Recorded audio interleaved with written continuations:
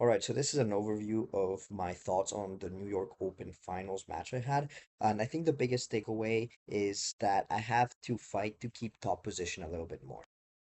I was consistently able to sweep my opponent using leg entanglements. However, I was too ready to fall back to my guard anytime I felt any danger. The reason for this is that I knew that my opponent had very strong leg lock entries and was very dangerous from bottom position. So I was prioritizing keeping inside position over trying to stay on top.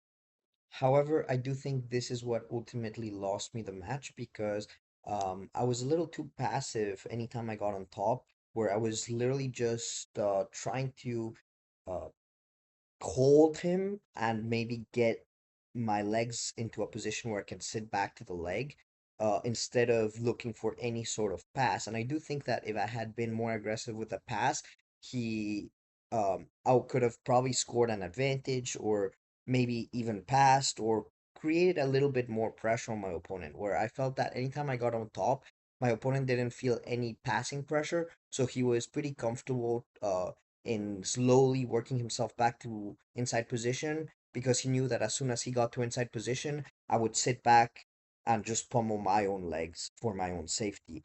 But that's a very passive game, and I don't think that's the way I should approach competition moving forwards.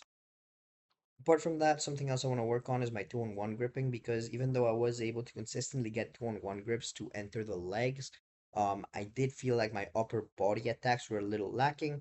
I did threaten front headlock a couple of times.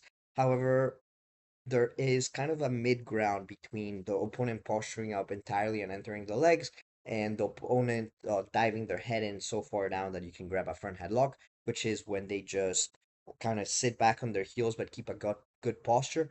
And that's when you attack arm drags, arm bars, strangles, etc. from a seated guard.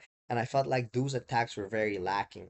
And I think that in order for my seated guard to be actually dangerous or not necessarily actually dangerous, but to be more dangerous, it's important for me to incorporate that into my game. So that's something that I want to work on this weekend when I compete.